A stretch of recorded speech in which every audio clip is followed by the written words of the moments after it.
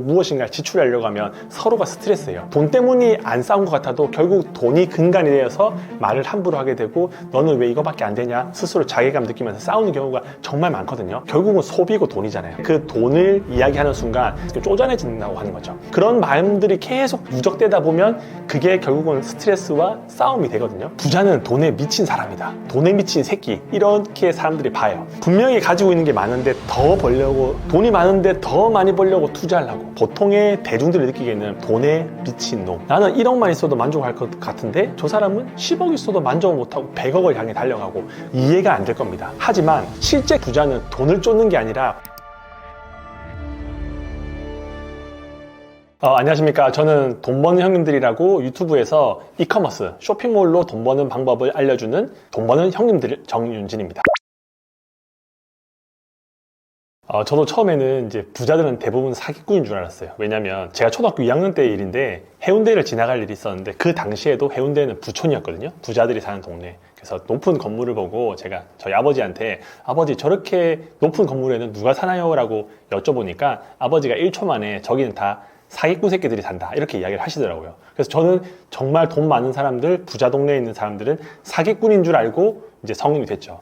성인이 돼서 영화나 드라마를 보면 많은 부자들이 나쁜 짓을 합니다. 그리고 비리를 저지르고 도박을 하고 바람을 피우고, 그래서 뭔가 음흉하고 부자들은 사기꾼이다 라는 인식들이 엄청 많이 있었는데 제가 어느 정도 돈을 벌고 부자들을 만날 기회들이 생겼어요. 왜냐하면 유튜브도 하고 제가 쇼핑몰도 하고 여러 강의도 하다 보니까 사회적으로 좀 성공하고, 또 이제 부자라고 하면 그래도 자산 기준으로 뭐 100억, 500억, 1000억 넘는 그런 사람들을 보면서 저 사람들이 사기꾼이 아니구나 라고 생각했던 게, 그분들의 삶을 보면 아주 열심히 누구보다도 성실하게 최선을 다해 사는 모습을 보면서 내가 알고 있었던 그 과거의 사기꾼이라는 이미지랑 부자랑은 좀 다를 수 있구나 라는 것들을 깨닫게 되었죠.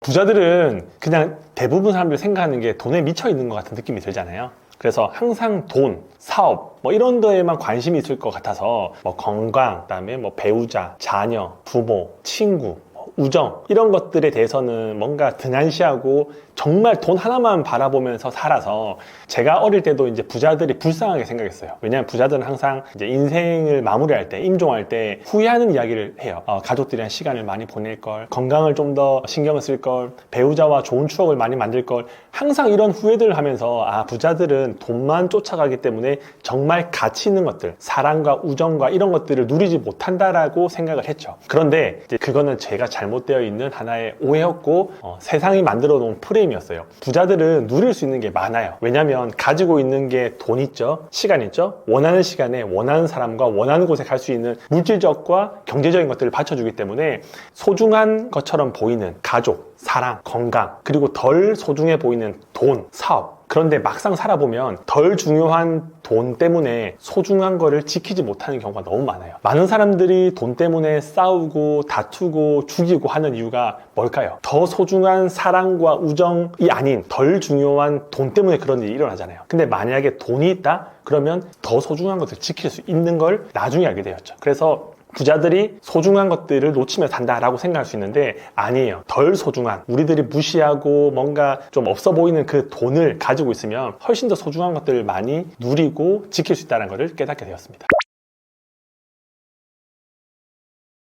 부자들이라고 하는 게 사람마다 기준이 달라요. 어떤 사람은 현금 10억 있으면 부자다, 어떤 사람은 그래도 건물은 있어야지, 뭐 100억은 있어야지 부자라고 하지 않을까. 부자의 기준은 사람마다 다 다릅니다. 하지만 2024년 KB 금융 부자 보고서에 따르면 2024년 기준으로는 이제 현금으로 10억, 현금이라는 게 금융자산으로 10억을 가지고 있는 사람이 대한민국의 0.9%, 43만 명 정도 해서 이분들이 한국 부자라고 칭하는데, 그런 사람들을 만날 기회가 많이 있었습니다. 뭐 사실 10억이 아니라 뭐 100억이 아니라 1조 이상의 회장님들도 만날 경우가 있었는데, 그분들의 성격이 더럽냐? 아닙니다. 그 더러워 보이는 거는 저희가 영화나 드라마에서 극 중에 뭔가 시청률 위해서 자극적으로 만들기 위해서 뭐 회장님들은 담배채떨에 던지고 막 뺨 때리고 서류 이렇게 막 찍고 하는 것처럼 보이는 게, 그렇게 프레임을 만들어야지 사람들이 가지고 있는 인식과 비슷해서 공감을 하고 뭔가 부자에 대한 안 좋은 마음을 가져서 더 드라마에 몰입하기 위한 하나의 장치인 거지, 실제로 부자들은 아주 매너 있습니다. 부자가 된다는 것은 쉬운 일이 아니에요. 그 사람들은 사람의 마음을 얻어야 되고 저 사람으로부터 무엇인가를 얻기 위해서는 내가 줄 수 있는 게 있어야 되거든요. 그게 비즈니스 매너일 수도 있고 감동일 수도 있고 협상력일 수도 있고 여러 가지가 다 있어요. 그래서 대부분의 부자들은 만나면 그냥 일반인들처럼 만나는 게 아니라 일단 시간을 잘 지키고 뭔가의 음식을 대접할 일이 있으면 먼저 계산하고 그리고 상대방에게 무엇인가를 물어보면서 제안을 하고 그래서 기본적으로 부자들이 성격이 더럽다 이거는 그냥 저희가 실제 부자들이 아닌 그냥 가상의 부자들이 성격이 더럽고 게으르지 실제 부자들은 아주 체계적이고 그 다음에 열심히 부지런하게 자기의 일을 하는 사람이기 때문에 저는 부자 중에서 성격이 더러운 사람을 만나보지 못한 것 같아요. 왜 만나보지 못하냐면 결국은 제가 만나려고 하는 거는 다 비즈니스잖아요. 비즈니스 때 본인이 더러운 성격을 보여주고 참을 수 없는 걸 보여주면 그 비즈니스가 깨질 거 아니에요. 비즈니스를 한다는 건 서로 윈윈 때문에 만났는데 본인이 저한테 신경질 부리던지 엄청 늦게 오든지 예의 없는 말을 하든지 그렇게 되면 당연히 비즈니스가 깨지기 때문에 그 자리에서는 보여주는 그 현상에서는 아주 매너 있습니다. 그리고 유튜버나 인플루언서들 이런 분들은 결국은 소문이 중요하거든요. 내가 어떤 이미지를 보여주냐가 중요하기 때문에 절대 무례하게 대하지 않습니다. 왜냐하면 그런 것들이 계속 뒷담화가 돼서 나중에 자기한테 안 좋아지는 거를 경험할 수 있기 때문에 오히려 더 일반인들보다 친구보다 잘하려고 노력을 하죠. 그래서 저는 부자가 성격이 더럽다 이런 것들은 사실 아닌 가능성이 더 많다고 생각합니다. 부자들은 케이스가 많아요. 예를 들어서 돈이 많아서 젊은 여자를 만나서 바람을 피는 사람도 있을 거고 부자 중에서 골프를 좋아하고 그다음 도박을 좋아하고 여행을 좋아해서 뭔가 유혹에 많이 노출된 사람이 있을 수 있고 케이스는 정말 많은데 저희가 진짜 본질을 한번 볼게요. 부부 싸움을 한다. 그럼 부부 싸움을 하는 원인이 있을 거예요. 이 영상을 보시는 분한테 한번 되묻고 싶어요. 최근에 부부 싸움을 했을 때 왜 부부 싸움을 했을까? 아마 많은 다양한 원인이 있는 것처럼 보이지만 그 근본 뿌리에는 돈이 있을 겁니다. 100%라고는 하지 않을게요. 하지만 거의 대부분의 확률이 돈일 겁니다. 여행을 가든 물건을 사든 무엇인가를 먹든 자녀 교육을 시키든 부모님한테 용돈을 드리든 정말 많은 소비해야 될 그 선택 여지에서 사람들은 갈등을 합니다. 얼마를 써야 될지 어디를 가야 될지 무엇이 더 가성비가 좋은지 이런 것들이 다 스트레스거든요. 왜냐하면 찾아보고 결국 돈이라는 게 우리와 직결되어 있는 거고 돈은 항상 그 규모 한계가 있어요. 저희가 막 몇천억이 있는 거 아니잖아요. 해봤자 월급 300에서 400만 원 가지고 무엇인가를 지출하려고 하면 서로가 스트레스예요. 그러면 돈 때문에 안 싸운 것 같아도 결국 돈이 근간이 되어서 말을 함부로 하게 되고 너는 왜 이거밖에 안 되냐 스스로 자괴감 느끼면서 싸우는 경우가 정말 많거든요. 그런데 만약에 부부 싸움에서 돈이라는 요소가 없다. 그러니까 돈이 아주 많다.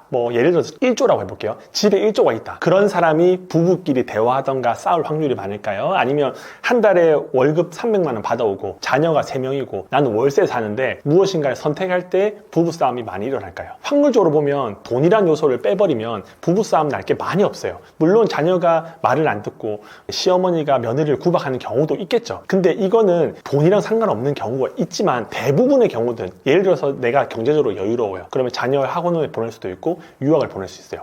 시어머니가 뭐라 해요? 그럼 시어머니에게 용돈을 예를 들어 1,000만 원 드리고 시아버지한테 좋은 외제차를 사드려요. 그래도 며느리가 구박을 받을 것일까? 라고 했을 때는 해결할 수 있는 부분이 정말 많은 거죠. 그래서 부부 싸움의 원인이 돈이라고 가정을 한다고 하면 그게 해결되면 부부 사이는 좋아질 수밖에 없죠. 제 같은 경우도 아주 가난하게 이제 600만 원을 가지고 결혼을 시작했거든요. 600만 원을 결혼을 한다는 것 자체는 대한민국에서 있을 수 없는 일이잖아요. 그래서 외국인 근로자들이 있는 아파트에서 오래된 36년 된 아파트에 살다 보니까 사실 대화하면 다 싸울 거리밖에 없어요. 뭔가를 먹어야 되죠. 뭔가를 입어야 되죠. 어디를 가야 되죠. 결혼식, 그 다음 부조 다 용돈, 추석, 선물, 장인 장모님한테 무엇인가 드리는 게 결국은 소비고 돈이잖아요. 근데 그 돈을 이야기하는 순간 돈이 없는 사람들은 항상 그 결핍이 있고 또 마음이 좀 작아요. 그러니까 어떻게 쪼잔해진다고 하는 거죠.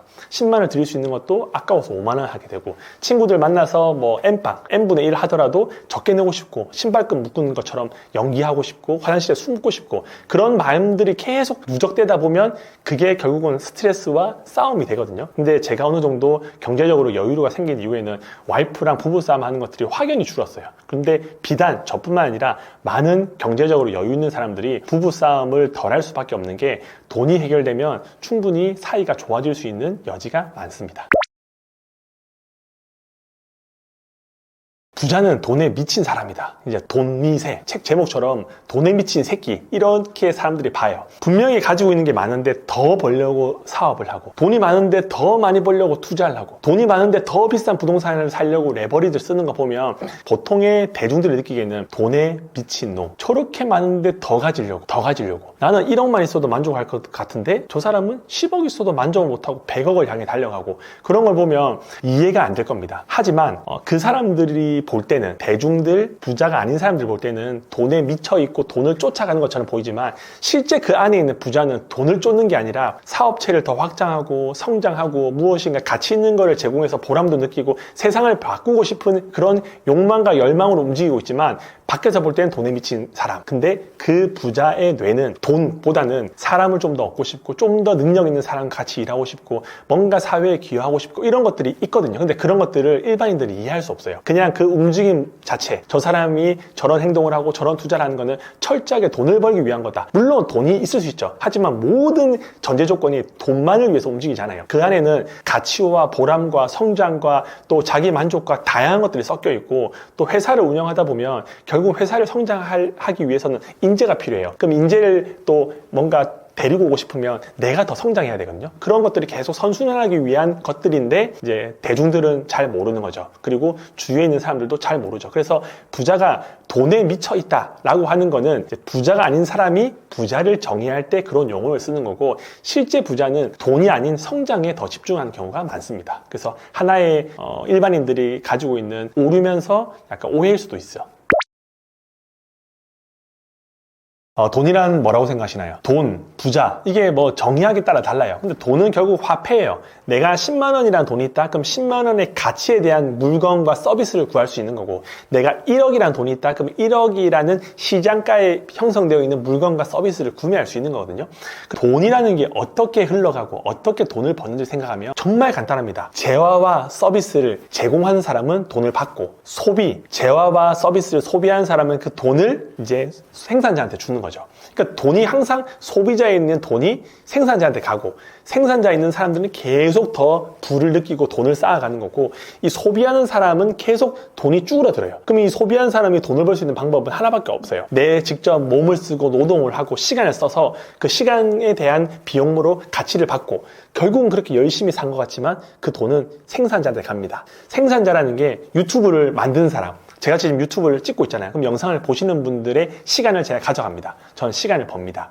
그리고 전 쇼핑몰을 하고 있거든요. 이제 온라인 쇼핑몰이라고 스마트 스토어, 쿠팡, 옥션, 지막 이런 데 상품을 등록해서 물건을 파는데, 제가 예를 들어서 10,000원짜리를 사서 20,000원 올려놔요. 그럼 누군가는 20,000원짜리 사요. 사는 순간 이 사람의 통장에 있는 돈이 저한테 들어옵니다. 그리고 저는 10,000원을 벌게 되는 거죠. 대부분 우리가 구상하고 있는 이 자본주의에서는 돈은 소비자에서 생산자로 넘어가거든요. 그러면 어떻게 돈을 벌 것인가 라고 하면 너무 간단해요. 내가 남의 시간과 돈을 뺏으면 되는 거예요. 근데 뺏는다는 건 강도나 도둑질이 아니라 합법적으로 뺏으려고 하면 컨텐츠를 만들든지, 컨텐츠라는 건 영상도 있고 글도 있고 뭐 이미지도 있겠죠. 그런 걸 만들어서 저 사람의 시간을 내가 받든지, 아니면 어떤 서비스를 만들어요. 강의나 전자책이나 아니면 쇼핑몰이나 물건이나 이런 걸 만들어서 그게 온라인이든 오프라인이든 공급을 해요. 그럼 사람들은 그 가치만큼 저한테 돈을 주겠죠. 그러면 저는 부자가 돼요. 그래서 돈이라는 거는 그냥 소비자에서 생산자로 흘러간다. 그러면 내가 돈을 벌고 싶다? 그리고 그 돈의 가치만큼 뭔가를 누리고 싶다? 그러면 그걸 만들기 위해서는 끊임없이 무엇인가를 줄 수 있는 거를 만들어야 돼요. 그걸 못 준다? 그럼 결국은 이제 직장인들, 내 시간을 그냥 치환해서 돈을 버는 그거밖에 안 되는 거죠. 그래서 항상 돈이라고 하면 어떻게 벌까? 도대체 내가 지금 무엇을 하면 될까라는 고민을 하게 되면 생산하자. 무엇인가에 생산해서 남에게 그거를 받자. 이렇게 이야기하시면 자본주의에서는 돈을 버는 게 의외로 쉬울 수도 있습니다.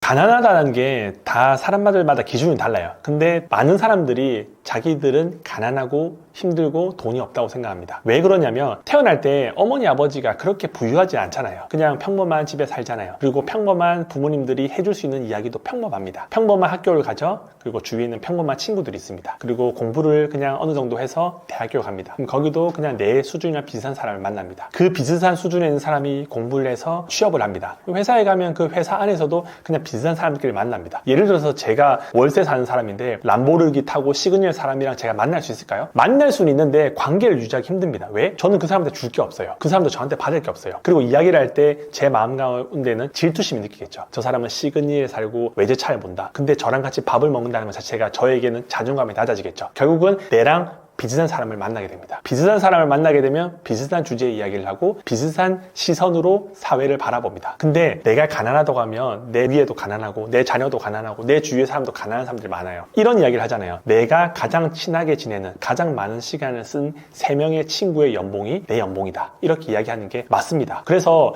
가난한 사람들은 가난의 사슬을 끊고 부로 넘어가는 게 정말 힘들어요. 예전에는 개천에서 용난다라고 이야기를 했는데 요즘에는 그런 말 안 씁니다. 개천에서 용을 나는 게 너무 힘들어요. 왜냐면 예를 들어서 진짜 돈이 많은 사람은 100억짜리 건물을 가지고 거기서 월세로 몇 천만 원, 몇 억을 받는데 아무것도 없는 사람이 무슨 수로 돈을 벌어서 그까지 가요? 상식적으로 불가능하잖아요. 할 수가 없어요. 월급 300만 원 받아가지고 아무리 내가 투자를 잘한다라도 300만 원이 무슨 수로 몇 억, 몇십억, 몇백억을 만들까요? 거의 99.999% 불가능합니다. 그리고 성공했던 0.0001%의 사람들이 유튜브에 나와서 본인의 이야기를 자랑하는 거죠. 그래서 가난한 사람들은 계속 가난할 확률이 아주 많은 거죠. 그럼 뭐 어떻게 가난을 극복할 거냐? 그때부터 이제 고민인 거죠. 아, 나는 지금 돈이 없다. 가진 것도 없다. 능력도 없다. 그러면 결국 뭔가 한 가지를 해야 됩니다. 그 한 가지가 결국 돈을 버는 기술인데 그 기술은 모든 사람들이 가지고 있지 않아요. 다 그냥 보고 배우고 해보고 두드려 맞고 맨땅 헤딩하면서 하나를 배우면 그 배운 걸 좀 더 업그레이드하고 이제 양적 팽창이라고 하죠. 한 개 했을 때 10만 원을 벌어요. 그러면 좀 더 많이 해서 100만 원을 벌고 이걸 시스템으로 만들고 그래서 가난을 탈출할 수 있거든요. 저도 이제 28살 때 600만 원을 결혼을 했고 저희 아버지도 막노동 인생, 저도 막노동 인생. 저희 어머니 아버지가 살았던 집은 곰팡이가 찌들려 있는 집이거든요. 보통 영화를 보면 이제 살인 사건이 일어나는 다세대 주택이라고 하죠. 골목 안에 비 오는 날 주인공이나 뭐 이런 주연들이 칼빵을 맞잖아요. 딱 그런 집이에요.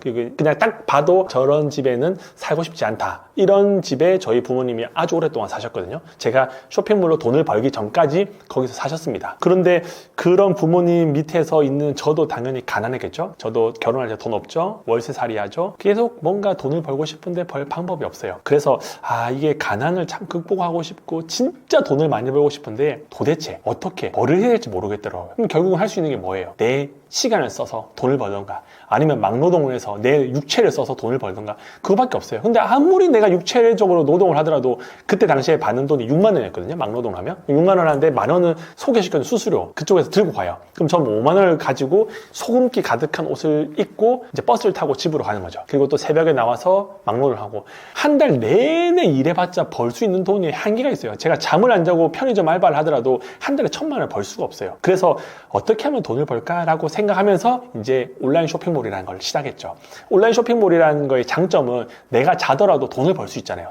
사람들은 12시, 1시, 2시까지도 소비를 하거든요. 그러면서 내가 자는 동안에도 돈을 벌 수 있는 시스템을 만들면서 가난을 극복했는데 만약 제가 그 시스템을 만들지 못했다? 그러면 지금도 끊임없이 직장에서 노동하고 내가 밖에 나가서 내 몸을 쓰고 해서 돈을 벌었을 텐데 그 시스템이 없는 노동의 한계는 철저하게 있겠죠. 그래서 저는 어떻게 보면 시스템을 만들고 뭔가 노동이 아닌 구조적으로 돈을 버는 방법을 깨달은 다음에 가난을 극복하게 됐습니다.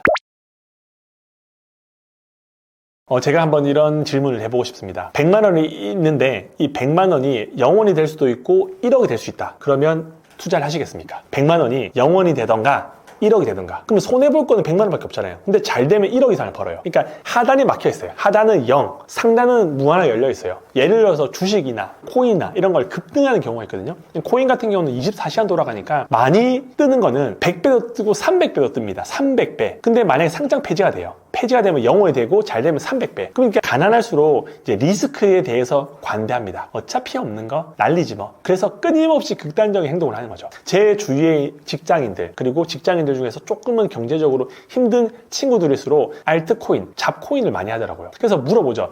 누구누구야 이 돈으로 좀 차곡차곡 모아서 경제 위기가 났을 때 어떤 실물을 사든지 그렇게 해야지 끊임없이 그렇게 알트코인 하면 어떻게 해? 라고 물어보니까 저한테 이런 이야기를 하죠. 윤진아 어차피 내가 있는 돈 2천만 원인데 2천만 원을 결혼도 못해 집도 못 구해 차도 못 사 그럴 바에 그냥 2천만 원 넣어가지고 2억 나오는데 투자하지 2천만 원 뭐 할 건데 2천만 원인데 집을 살 거야 투자를 할 거야 어차피 투자해봤자 어떻게 될지 모르는데 이런 이야기를 하면서 알트코인을 투자하더라고요. 그래서 제가 가난할 때도 저도 그렇게 투자를 했거든요. 무조건 극단적인 값, 최고 하이 리스크 하이 리턴. 근데 하이 리스크 하이 리턴이 말이 좋지 하이 리스크가 있다는 거는 1의 확률이 사실 더 많아요. 왜? 저희는 초보잖아요. 저희가 뭔가 대단한 정보를 가지고 있는 게 아니라 정보의 끄트머리에 있는 일반적인 사람이잖아요. 그런 사람들은 보통 하이 리스크 하고 진짜 그 돈이 다 날아가는 경우가 많아요. 근데 그 친구가 이제 그렇게 투자하는 것에 대해서는 저는 이해가 안 됐는데 이제 그렇게 될 수밖에 없는 거를 이제 돈이 없을 때는 충분히 공감을 할 수밖에 없는 거죠. 가난하다. 내가 돈이 없다. 끊임없이 극단적인 것을 노릴 겁니다. 근데 그 결과는 안 좋을 확률이 많거든요. 그러면 안 좋잖아요. 그럼 어떻게 하냐? 다시 돈을 벌고 또 극단적인 하는 겁니다. 왜? 기존에 이미 잃었잖아요. 100만 원 잃었어요. 그러면 그거에 대한 보상 심리로 더 큰 레버리지를 씁니다. 그리고 더 큰 레버리지를 쓰면서 끊임없이 돈을 벌면 극단적인 값을 선택하고 돈이 없어지고 다시 극단적인 하고 이게 악순환이에요. 부자들은 그런 선택을 하지 않아요.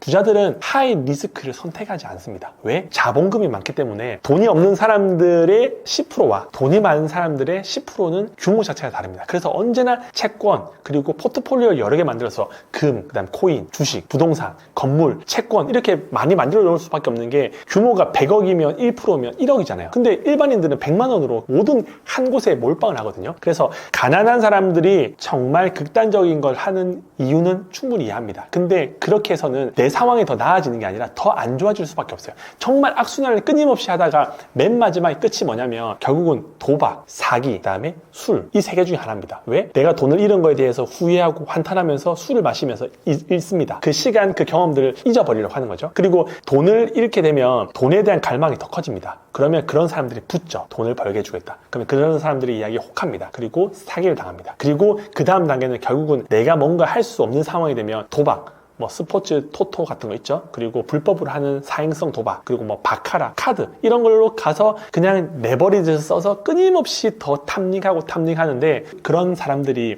여러분들이 돈을 벌게 만들어줄까요? 딱 그런 사람들한테만 노리고 접근하기 때문에 돈을 딴다는 거는 상상 속에나 있지 그런 사람들은 없을 겁니다. 왜? 그렇게 구조를 만들어놨기 때문에. 그래서 가난할수록 극단적인 값을 선택하는 걸 끊어내야지 그 가난을 극복할 수 있습니다. 돈이 없어 본 사람들은 알 겁니다. 돈이 없는다는 게 얼마나 비참한 일인지. 저는 돈이 없는 경험들이 꽤 많았거든요. 예를 들어서 학생 때는 친구들이 뭐 나이키 신발이나 나이키 바람막이를 입고 와요. 뭐 노스페이스 패딩을 입고 와요. 근데 저는 가난하기 때문에 그런 걸 못 입잖아요. 그러면 일단 술에 이제 리어카라고 해서 이제 뭐 서면이나 남포동 같은 데는 제가 부산 사람이다 보니까 그런 거리에 팔아요. 그러면 그런 거 5만 원짜리, 3만 원짜리 입죠. 그럼 이제 친구들이 알아봐요. 그럼 친구들 놀려요. 아, 노스페이스인데 이거 D가 이상하다니, T가 이상하다니, 나이키 구멍이 어디가 안 뚫렸냐니 막 놀리거든요. 그러면 이제 학생 때는 하하호하고 넘어가면 돼요. 그리고 이제 성인이 됩니다. 성인이 되면 결국은 사람을 만나잖아요. 사람을 만난다는 거는 시간을 쓰고 돈을 써야 되는 상황이 돼요. 그러면 예를 들어서 밥을 먹으러 갔어요. 친구 4명이 갔는데 내가 돈이 없잖아요. 그러면 돈이 없으면 일단 마음이 작아져요. 마음이 작고 자존감이 낮아져요. 예를 들어서 남자들 같은 경우는 n분의 1 같은 걸 잘 안 해요. 누군가가 냅니다. 누군가가 내는데 나는 돈이 없어요. 그럼 내기 싫어요. 그러면 돈을 내려고 하는 그 계산대 앞에 갔을 때 하는 행동들이 있어요. 뭐 끈을 묶는 건 너무 식상하고 전화를 받는 척 하든지 아니면 계산할 타이밍에 화장실 가서 소변 좀 두고 올게 하고 화장실에 가서 좀 버티느니 변기에 앉아있느니 밖에 나가느니 뭔가의 행위를 하면서 그 계산대에서 벗어나려는 행위를 합니다. 그리고 이제 결혼을 해서 자녀를 낳아요. 자녀가 뭔가를 사달라고 해요. 장난감을 사달라고 한다. 솜사탕을 사달라고 한다. 근데 솜사탕이 한 10,000원 해요. 돈이 없으면 제가 마음이 작아진다고 했잖아요. 그러면 그 솜사탕을 사주지 않기 위해서 무슨 난리를 피워서 그 아이의 시선을 밖으로 돌립니다. 그리고 친구 이제 결혼식이 카톡이 옵니다. 청첩장에. 근데 친구 결혼식을 갈까 말까 5만 원을 할까 10만 원을 할까 고민을 합니다. 추석 설날이 다가옵니다. 어머니 아버지 찾아뵙고 선물도 드려야 되는데 10만 원을 하자니 좀 많은 것 같고 5만 원 하자니 없는 것 같고 그런 고민을 합니다. 음식점에 가서 밥을 시키려고 합니다. 음식점에 가서 밥을 시키는데 메뉴가 많아요. 10,000원, 15,000원, 2만 원. 2만 원짜리 너무 비싼 것 같고 10,000원짜리를 먹습니다. 고기를 먹으러 갑니다. 고기를 먹으러 갔을 때 소고기를 먹을 수도 있고 돼지고기 먹을 수 있는데 2명에서 가면 뭐 배우자랑 가면 2인분을 시킵니다. 근데 너무 더 먹고 싶어요. 근데 비싸요. 뭐 15,000원 내야 돼요. 그러면 그냥 공깃밥 2개랑 된장찌개 시키면서 그걸로 배를 채웁니다. 이게 평상시에는 괜찮거든요. 근데 한 번씩 잘 때나 혼자 조용히 있을 때 자기가 했던 행동들을 떠오르면 정말 부끄럽고 비참할 때가 있거든요. 예를 들어서 친구들이랑 밥 먹고 집에 왔을 때 저녁에 이제 앉아 있잖아요. 그러면 내가 머뭇거렸던 시간들, 돈을 내지 않기 위해서 밖에 도망갔던 것들 스스로 알잖아요. 자녀가 뭔가를 사달라고 했을 때 그걸 사지 않기 위해서 막 거짓말을 하고 다른 거에 막 이제 정신 팔리게 하는 자기는 알잖아요. 모든 건 자기는 알아요. 그러면 어느 순간부터 이제 비참하게 시작합니다. 내가 돈 때문에 이렇게 살아야 되냐? 내를 키워주신 우리 부모님한테 5만 원 줄지 10만 원 줄지 고민해야 되나? 내랑 그렇게 고등학교 때 친했던 친구가 청첩장에 왔는데 갈지 말지 그 돈 때문에 고민하는 그 비참한 순간이 많아요. 그래서 참 돈이 없으면, 돈이 없는 사람들은 그 비참함을 알거든요. 그래서 그 비참함이 싫어서 정말 돈을 많이 벌고 싶어 하는 거죠. 그 삶을 다시는 살기 싫어서. 때로는 이 비참함들이 본인에게 좋은 양분이 되고 뭔가 동기가 되는데, 대부분 사람들은 이제 그 비참함이 계속 비참함으로 남아요. 왜냐하면 방법을 모르잖아요. 물가는 오르고 나이는 들고 자녀는 크고 돈을 쓸 상황은 많아요. 그럼 돈을 쓸 상황이 많다는 거는 비참해질 상황이 더 많다는 거죠. 그래서 돈이 없으면 참 대한민국, 특히 자본주의에서는 여러 가지 자기 개인적으로나 가족이나 주위 사람들을 비참하게 만들어서 돈을 벌 수 있으면 최대한 많이 버는 게 좋다. 그리고 돈을 벌면 누릴 수 있는 것도 많다. 이렇게 생각을 합니다. 제가 600만 원을 결혼하면서 와이프랑 차에서 많이 울었어요. 와이프는 이제 연애를 5년 했거든요. 무슨 이런 거지 같은 새끼 만나가지고 내 인생이 꼬였는데, 이미 만난 경험은 있고 시간이 있고 결혼을 하고 싶은데 돈이 너무 없으니까 해가지고 뭐 차에서 둘이 펑펑 울었는데 답이 없어요. 그래서 600만 원 결국 결혼했어요. 결혼하고 그냥 거지같이 살다가 쇼핑몰 잘 되고 유튜브 하면서 사람답게 살았지, 2020년도까지는 그냥 계속 거지처럼 살았습니다.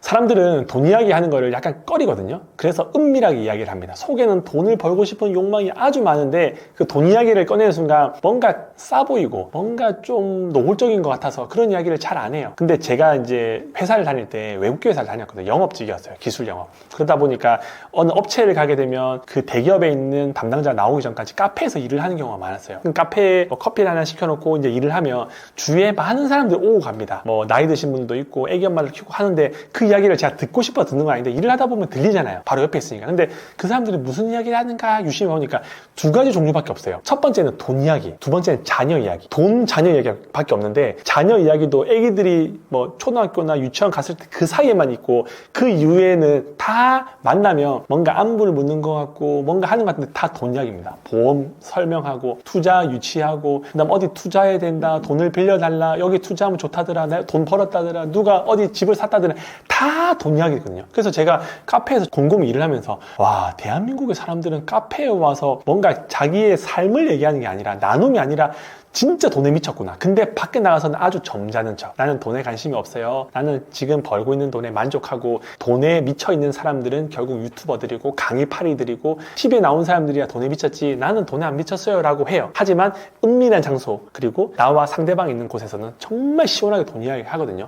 그때 뭘 느꼈냐면, 대한민국은 돈에 미쳐있구나. 어떻게든 돈을 더 벌기 위해서 나쁜 짓이고 나발이고 다 필요 없어요. 그냥 돈만 많이 벌면 돼요. 공무원분들이든 아니면 경찰분이든 본인들의 본업이 있잖아요. 그리고 뭐 나라를 위해서 한다 이렇게 이야기를 하는데, 그 제 주위에는 이제 경찰분들이나 공무원들이 많이 있거든요. 그리고 쇼핑몰 같은 데는 공무원분들도 많이 와요. 왜냐하면 그 공무원들이 급여가 그렇게 높지 않거든요. 그러면 이제 자녀를 키우고 그 공무원들 급여를 받으면 그 부족함을 많이 느껴요. 그래서 부업을 이제 배우자나 부모님 이름으로 하는데, 그분들이 앞에 나올 때는 아주 점잖은 척 이야기해요. 어떻게 이야기하냐면, 저는 돈 욕심 없어요. 한 달에 그냥 100만 원 정도만 벌어서 점심값이랑 그냥 생활비 정도만 하면 좋겠습니다 라고 합니다. 그 사람들이 100만 원을 벌잖아요. 그러면 기억을 못해요. 대표님, 어떻게 하면 돈 더 벌어요? 500만 원은 벌어야지 좀 살 수 있을 것, 퇴사할 수 있을 것 같은데 100만 원으로는 간의 기별이 안 가요. 더 노하우 알려주세요. 끊임없이 돈에 더 노예가 되고, 분명히 돈에 관심이 없대요. 돈에 욕심이 없대요. 100만 원만 더 벌면 된다는 사람이 100만 원이 아니라 500만 원. 500만 원 벌잖아요. 그럼 만족할 거 아니에요? 아니요? 어떻게 하면 1000만 원 정도 벌어야 사람이 살지, 500만 원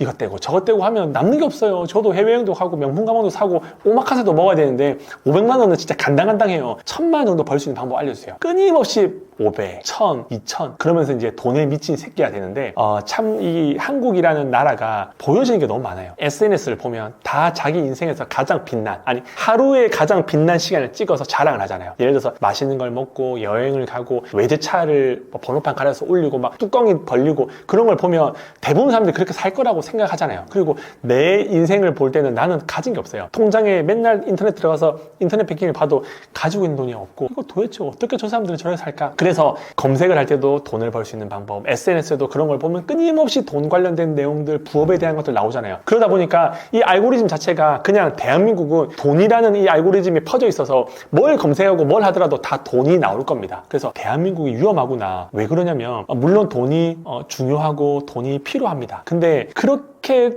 돈거리는데 돈에 대한 공부할 생각은 하지 않아요. 돈에 대해서 몰입할 생각도 하지 않아요. 그냥 단기간 한탕 바짝만 벌자. 어차피 내한테만 폭탄이 안 터지면 돼. 뭐 내가 예를 들어서 공무원이든 경찰이든 다 필요 없어. 그냥 한탕만 하면 돼. 그런 생각들이 너무 많아 보니까 이게 좀 오염이 되는 것 같더라고요. 그래서 진짜 돈을 벌고 싶으면 돈의 본질을 알아야 돼요. 그러니까 돈의 본질이라는 게 뭐 김승우 회장님의 뭐 돈의 본질 이런 책을 얘기하는 게 아니라 돈도 결국은 이게 종류가 있거든요. 내가 어떻게 하면 벌지, 어떻게 쓸지, 어떻게 모을지, 어떻게 투자할지 각각의 항목이 있는데 다 필요 없어요. 무조건 많이만 벌면 된다. 근데 그 많이 벌고 싶다라는 사람이 그렇게 떠들듯 그렇게 생각하듯 많이 벌 수 있을까요? 몰라요. 못 벌 겁니다. 못 벌 확률이 많아요. 왜? 대한민국 사람들 다 5천만 명이 돈 벌고 싶어서 눈에 안 달랐는데 그 돈이라는 게 결국은 유한하잖아요. 누군가는 능력 있는 사람, 돈을 본질을 아는 사람을 가져가는데 돈의 본질을 모르는 사람은 자기의 시간과 돈만 그 본질을 아는 사람들 흘러가거든요. 그래서 참 대한민국을 보면 돈에 미쳐있다. 근데 나쁘다고는 하지 않을게요. 왜냐하면 사람의 속성이라는 게 돈을 많이 벌고 싶은 욕구, 돈을 많이 벌어서 좋은 집에 살고 맛있는 거 먹고 경제적 자유를 이루고 싶은 마음은 다 있어요. 그리고 그로 인해서 행복감을 누리고 싶은 것도 있죠. 그래서 대한민국은 돈에 미쳐있다.